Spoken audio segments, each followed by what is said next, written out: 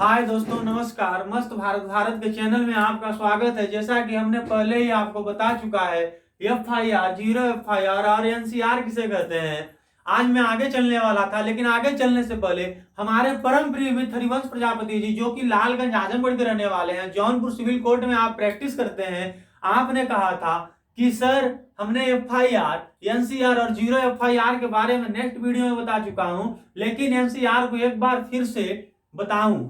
तो आपके कहने पे मैं एक बार फिर से एनसीआर के टॉपिक पर चर्चा करूंगा। लेकिन इसी क्रम में हमारे परम प्रिय मित्र अजय यादव जी, जो कि आजमगढ़ लालगंज तहसील में कार्य कर रहे हैं, आप टेडी कॉलेज लॉ के स्टूडेंट रह चुके हैं, आपने कहा कि सर नेक्स्ट वीडियो मैंने काफी लंबा बना दिया। बनाना तो छोटा चाह रहा था अब, लेकिन जब धारा बहने लगी तो काफी लंबा हो गया। तो आपने कहा कि सर एनसीआर पे एक संक्षेप में और करीब 4 से 5 मिनट के अंदर टॉपिक बनाइएगा। तो ठीक है अजय जी, हरिवंश जी और हमारे चाहने वाले आल मित्रों, भाइयों, बंधुओं, आपका बहुत ज्यादा समय न लेते हुए, हमारे पास भी समय का अभाव है और आपके पास भी समय का अभाव है। अब हम बात करते हैं एनसीआर है क्या। दंड प्रक्रिया 1973, दंड प्रक्रिया 1973 की धारा 155 में एनसीआर का उल्लेख किया गया है। एनसीआर किस मामले में दर्ज होता है, एनसीआर कैसे दर्ज होता है या किसे कहते हैं, ये मेरे चाहने वालों, मेरे मित्रों, मेरे दोस्तों, पहले ही वीडियो में हमने आपको बता चुका है कि जहां कम गंभीर प्रकार के या मामूली अपराध रहेंगे वह असंज्ञेय अपराध के श्रेणी में आएंगे और ऐसे मामलों में एनसीआर दर्ज करते हैं। तब जब आप पुलिस थाने में अपनी शिकायत दर्ज कराने के लिए जाएंगे तो वहां पर पुलिस अधिकारी एनसीआर में आपका शिकायत एनसीआर रजिस्टर में आपका एनसीआर दर्ज करेगा और आगे की कार्रवाई के लिए आपको मजिस्ट्रेट के पास भेज देगा। तो बहुत ही छोटे प्रारूप में हमने आपको बताया कि एनसीआर है क्या और एनसीआर की परिभाषा क्या होती है। इसी क्रम में हमारे परम प्रिय मित्र दिव्यांश दुबे जी और आयुषी शर्मा जी, जो कि इलाहाबाद में रह के तैयारी करती हैं, हमको जहां तक मुझे लग रहा है कि आपको हमसे अच्छा नॉलेज है, लेकिन आपने पूछा, फिर भी आपके कहने पे मैं आपको बताना चाहूंगा कि एनसीआर मामले में भी क्या पुलिस आपकी डायरेक्ट गिरफ्तारी कर सकती है। तो जी हाँ, बिल्कुल सही जवाब है, बिल्कुल सही जवाब है। एनसीआर मामले में पुलिस बिना वारंट के आपकी गिरफ्तारी कर सकती है, पुलिस आपको गिरफ्तार कर सकती है। और पुलिस आपको एनसीआर मामले में कैसे गिरफ्तार कर सकती है, आइए हम आपको इस टॉपिक के मामले में बताते हैं। आपने जाना है कि एफआईआर में डायरेक्ट गिरफ्तारी होती है, एनसीआर में डायरेक्ट गिरफ्तारी पुलिस नहीं करती है। पुलिस डायरेक्ट गिरफ्तार करेगी एनसीआर मामले में तब जब मजिस्ट्रेट आदेश करेगा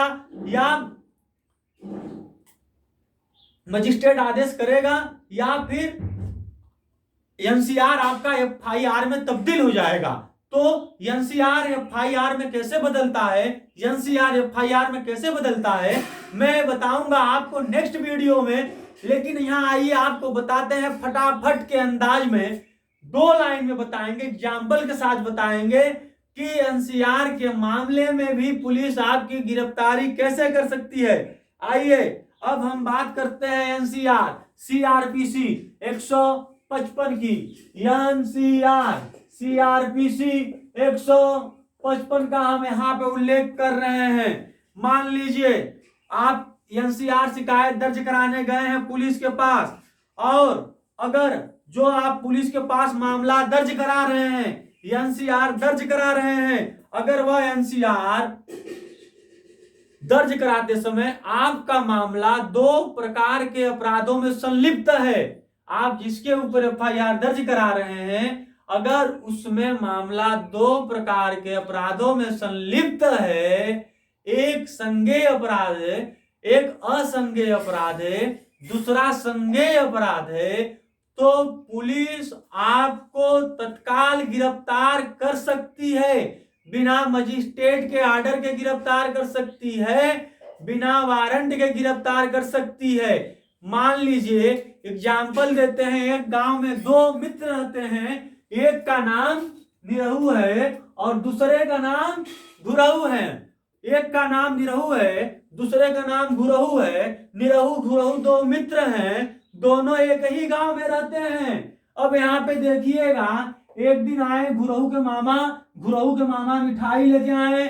निरहु ने देख लिया और निरहु का जो है आत्मा इस मिठाई की तरफ आ गई। निरहु ने घुरहु से कहा, भैया मुझे मिठाई दो। घुरहु ने कहा, मिठाई नहीं दूंगा, मेरे मामा लाए हैं, अकेले मैं खाऊंगा। घुरहु अपने मामा को टहलाने के लिए खेत खलिहान के तरफ या मार्केट में घुमाने के लिए चले गए। इसी बीच निरहु ने मौका पाया और चुपके से घुरहु के घर में प्रवेश कर गए। जब निरहु घुरहु के घर में प्रवेश कर रहे हैं तो अकारण बिना बताए चुपके से बेवजह किसी के घर में जाना घुसना एक प्रकार का अपराध है। इसको बताएंगे आपको हम नेक्स्ट वीडियो में। अभी एग्जाम्पल जो दे रहे हैं, एग्जाम्पल पे ध्यान दीजिएगा। निरहु घुरहु के अनुपस्थिति में घुरहु के घर में चले जाते हैं। कौन? निरहु। और यहाँ से इनका जो मिठाई का डिब्बा रहता है उठा लेते हैं। साथ में करीब 25-50 रुपए की एक घड़ी होती है, उसको भी निरहु चुरा लेते हैं और अपने घर आ जाते हैं, मिठाई खा जाते हैं। घुरहु को पता चलता है, घुरहु निरहु से पूछने के लिए आते हैं और निरहु कहते हैं कि हमने आपका मिठाई नहीं लिया है। तभी घुरहु ने इनका क्या किया, डिब्बा देख लिया कि जो इनके मामा मिठाई लाए थे, वो डिब्बा घुरहु ने देख लिया। अब घुरहु निरहु के ऊपर आरोप लगा रहे हैं और पूरे तथ्य के साथ लगा रहे हैं। तथ्य क्या है? मिठाई का डिब्बा यहाँ पे तथ्य हो जाएगा। लेकिन तथ्य और आशय आपको मैं बाद में बताऊंगा, नहीं तो मैं टॉपिक से अदल बदल जाऊंगा। मैं टॉपिक पे आता हूं। घुरहु ने निरहु से कहा, आपने हमारे मामा का मिठाई खाया और घड़ी चुराया। इसी बीच में निरहु और घुरहु में कहा सुनी होने लगती है। निरहु घुरहु को गाली देते हैं कि हमने आपका मिठाई नहीं लिया। घुरहु भी थोड़ा सा एग्रेसिव होते हैं।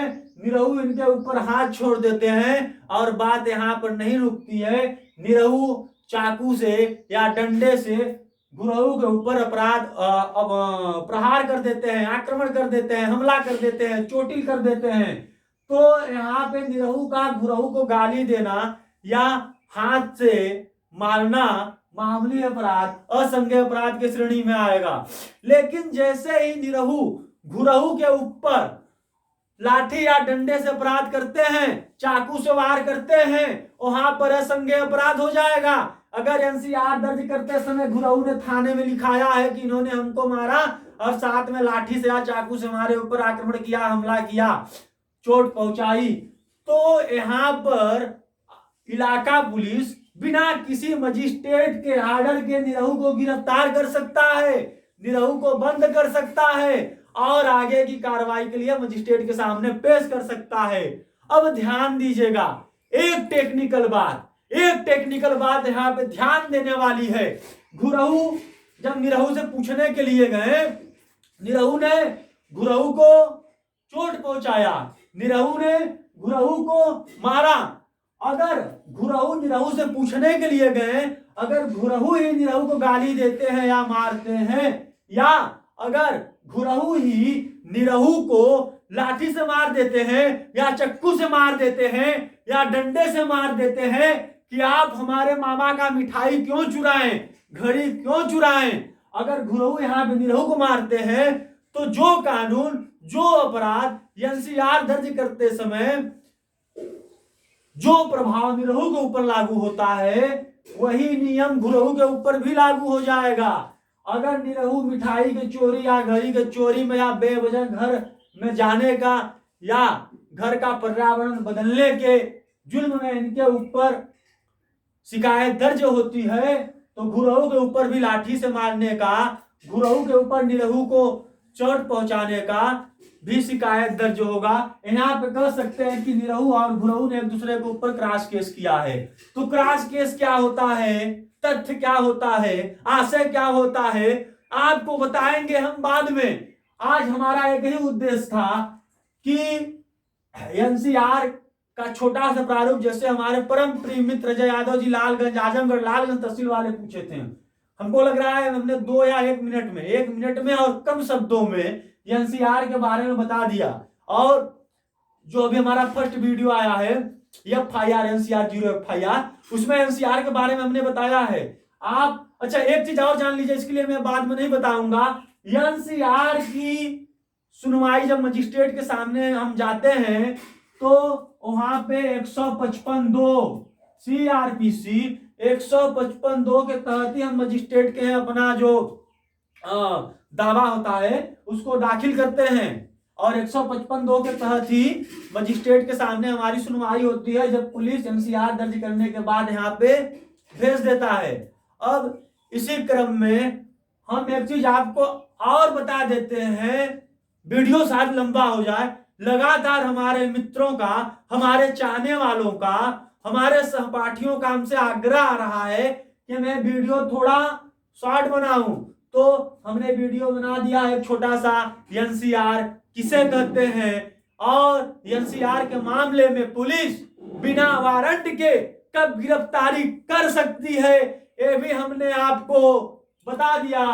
अब हम आपको बताते हैं कि एनसीआर को FIR में कैसे कन्वर्ट करें। वीडियो थोड़ा लॉन्ग हो जाएगा, लेकिन ध्यान देने वाली बात है, यहाँ पर समझने वाली बात है। दरअसल बहुत से लोग जाते हैं थाने में शिकायत कराने के लिए, वहां पे पुलिस उनका एनसीआर दर्ज कर लेती है, वो समझ ही नहीं पाते हैं पुलिस ने शिकायत में एनसीआर दर्ज किया है या FIR दर्ज किया है, और एनसीआर दर्ज करा के वो घर चले आते हैं। इसके बाद 6 महीने के बाद सारा ओक्का बोक्का 3 तलोक्का लैया चाटी चंदन काटी हो जाता है, और वहां पे फिर एनसीआर का एक तरीके से कोई भी मायने नहीं रह जाता है। तो आइए बताते हैं, जब आप 155(2) के तहत मजिस्ट्रेट के पास जाएंगे, उसी समय आप अपने एनसीआर को FIR में कन्वर्ट करा सकते हैं। अगर एनसीआर करते समय पुलिस ने आपका मेडिकल कराया है तो ठीक है, आप किसी प्राइवेट में हॉस्पिटल में भी, अस्पताल में अपना मेडिकल करा सकते हैं, लेकिन प्राइवेट हॉस्पिटल का रिकॉर्ड, मेडिकल टेस्ट, मेडिकल बहुत जल्दी मान्य नहीं होता है। मैं ऐसा नहीं कर रहा हूं कि वो मान्य नहीं होता है, बहुत जल्दी मान्य नहीं होता है। इसके लिए आपको सरकारी हॉस्पिटल में, सरकारी अस्पताल में अपना मेडिकल कराना पड़ेगा। पुलिस खुद आपको मेडिकल के लिए लेके जाएगी। अगर पुलिस आपको मेडिकल के लिए नहीं ले जाती है तो आप सीओ साहब को, इलाका सीओ को, या फिर जो जिस डिस्ट्रिक्ट से आप आते हैं, जिस जिले से आते हैं, वहां के SP साहब को आप प्रार्थना पत्र दे सकते हैं, मैं थाने पे गया, हमारा मेडिकल नहीं कराया गया। या जब आप 155(2) के तहत जाते हैं तो 155(2) CRPC के तहत कोर्ट में जाते समय, कोर्ट में जाकर आप मजिस्ट्रेट के सामने एक बात रख सकते हैं, मजिस्ट्रेट से मांग कर सकते हैं, श्रीमान जी, महोदय जी, मेरा मेडिकल कराया जाए, जो कि इलाका पुलिस के द्वारा नहीं कराया गया है। अगर वहां पर SP आपका मेडिकल करा देते हैं, CO आपका मेडिकल करा देते हैं तो ठीक है, नहीं फिर आप वही 155(2) के तहत कहां, कोर्ट में, मजिस्ट्रेट के सामने। ठीक है, मान लीजिए आपका मेडिकल हो गया। अब मेडिकल टेस्ट में अगर आपको गहरी चोट आई है, जैसे मेडिकल टेस्ट में मान लीजिए आपको गंभीर चोट आई है 324, ठीक है, गंभीर चोट आई है 324, हड्डी टूट गया है 325, हड्डी टूटने का धारा IPC 325, या फिर वो आपको मार रहे थे, जान से खत्म करने के लिए नहीं मार रहे थे, आपको चोट पहुंचाने के लिए मार रहे थे, और वह जानलेवा हमला में तब्दील हो जाता है, गैर इरादतन हत्या 308, या फिर हत्या जैसा आपके ऊपर आक्रमण करते हैं, कुछ इस तरीके का आपके मेडिकल टेस्ट में रिपोर्ट आ जाता है, तो यहाँ पर 307, इस तरीके से आप अपने मेडिकल टेस्ट में, जैसे सर पे चोट लग गया, हाथ टूट गया, पेट में चोट आ गया, जंघे पे चोट आ गया, सिर में चोट आ गया, गले में चोट आ गया, दांत पे चोट आ गया, आंख पे चोट आ गया, तो उस चोट के मेडिकल टेस्ट को लेकर आप सीधे अपने जिले के आला पुलिस अधिकारी के पास, एसपी साहब के पास जाएंगे। पहले सीओ साहब के पास जाते हैं, वहां पे नहीं होता तो एसपी साहब के पास जाइए और एसपी साहब आपको एनसीआर में, एफआईआर में, या फिर एसपी साहब में आप मेडिकल टेस्ट अपना दिखाते हैं, रिपोर्ट दिखाते हैं, सर ऐसा ऐसा हुआ है, तो आपका एनसीआर एफआईआर में तब्दील हो सकता है। नहीं फिर अगर आप कोर्ट में जाते हैं 155(2) के तहत सीआरपीसी 1552, वहां पे आप अपना मेडिकल टेस्ट कोर्ट में पेश कर सकते हैं। मान लीजिए मेडिकल टेस्ट में निकल गया है आपकी हड्डी टूट गई है, या आपके ऊपर एक तरीके से जानलेवा हमला हुआ है, तो वहां पे 307 का गैर याद रहता है 308, या अगर मजिस्ट्रेट महोदय 325 लागू कर देते हैं तो वहां से भी आप अपना एफआईआर एनसीआर को एफआईआर में दर्ज करा सकते हैं, कन्वर्ट करा सकते हैं। मेरे दोस्तों, मुझे लग रहा है कि हमारी बातें आपको समझ में आ गई है। अगर हमारी बात आपको समझ में नहीं आई है तो एक बार फिर कॉल उठाइएगा, फोन उठाइएगा, कॉल मिलाइएगा, कमेंट करिएगा, आएंगे, बताएंगे, बार बार बताएंगे। जब तक आप चाहेंगे तब तक हम आपको बताएंगे। समझना आपको है, समझाना हमें है, समझना आपको है, समझाना हमें है। ए मेरे मित्रों, मेरे चाहने वालों, मेरे सहपाठियों, अभी हम भी यूट्यूब पे नए नए आए हैं, 4 घंटे 5 घंटे बुक पे मेहनत करते हैं। इसके अलावा हम भी सिविल और क्रिमिनल कोर्ट में प्रैक्टिस करते हैं, और इसके अलावा आप लोगों के लिए भी समय निकालते हैं। हमसे जहां तक हो सकता है, जहां तक हमको समझ में आता है, हमारे इसमें जहां तक घुसता है, उतना अच्छे से, उतना मतलब शॉर्टकट तरीके से हम आपको बताने की पूरी कोशिश करते हैं। और अगर इस बीच हमसे कोई गलती होती है, कोई भूल चूक होती है, उसको अन्यथा मत लीजिएगा। उसके लिए मैं आपसे पहले ही क्षमा चाहता हूं। आप कमेंट करिएगा, जैसे अभी अजय भाई साहब, हरिवंश जी ने, और हमारी महिला मित्र हमारे साथ पढ़ इसमें इलाहाबाद में तैयारी कर रही है, उन्होंने, दिव्यांश दुबे हमारे साथी अधिवक्ता कहें या सहपाठी कहें, आप लोगों ने फोन लगाया, मुझे बताया ऐसे न ऐसे बताइए, इस चीज को इस तरीके से बताइए। मैं बार बार आऊंगा, आपको बताने आऊंगा। आप अगर हमारे बताने से इस जानकारियां मैं आपको देता हूं, अगर आपके लाइफ में कभी भी कहीं भी काम आ जाते हैं, या अगर इससे आपको कुछ सीख मिल जाती है, या आप समझ पाते हैं हमारे बताने से, तो हमारे आत्मा को, हमारे मन को काफी शांति, या मैं अंदर ही अंदर काफी प्रसन्न हो जाऊंगा कि हमारे कहने पे, हमारे बताने पर किसी को कुछ समझ में आया है। और अभी बहुत जल्द, अभी इसके पहले मैं जहां ऑफलाइन कोचिंग पढ़ाता था, वहां पे बहुत से अभी बच्चे हैं जो इंटर में हैं, और बहुत से भी ग्रेजुएशन करके निकले हैं। तो लगातार बच्चों की मांग आ रही है कि सर अब BHU LLB, Allahabad LLB 5 years, LLB 3 years के एंट्रेंस एग्जाम आने वाले हैं, सर इस मुद्दे पे कुछ बताइए, सर मॉडर्न हिस्ट्री के बारे में कुछ बताइए, सर संविधान के बारे में कुछ बताइए। तो ये मेरे चाहने वालों, मेरे दोस्तों, लगे रहिए, बने रहिए मेरे साथ। आपका प्यार, मान सम्मान, दुलार मिलता रहेगा, और हम लगातार आते रहेंगे, आपको बताते रहेंगे। मुझे ख्वाहिश नहीं है सब्सक्राइबर्स बढ़े या ना बढ़े, मुझे लाइक्स मिले या ना मिले, मुझे कमेंट मिले या ना मिले, इसकी मुझे कोई ख्वाहिश नहीं है। यूट्यूब से मेरा कोई स्वार्थ नहीं है।